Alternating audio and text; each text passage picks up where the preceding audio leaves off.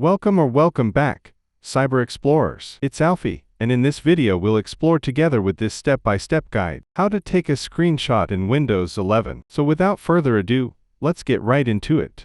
Press Windows key plus print screen to capture the entire screen. The screenshot will be saved automatically in the Screenshots folder inside the Pictures library. Using the snipping tool, press Windows key plus Shift plus S or print screen to open the snipping tool. You can choose from 4 options: rectangular snip, freeform snip, window snip, and full screen snip. The screenshot will be copied to the clipboard, and you can edit it in the snipping tool. The screenshot will be saved automatically in the Screenshots folder inside the Pictures library. Using the game bar, press Windows key plus G to open the game bar. Click the camera icon or press Windows key plus Alt plus print screen to take a screenshot. The screenshot will be saved in the Captures folder inside the Videos library. And that's it for today. If you found this video helpful, please give it a thumbs up, consider subscribing, and don't forget to activate the notification bell so you won't miss out on any new uploads. Thank you for watching. Until next time,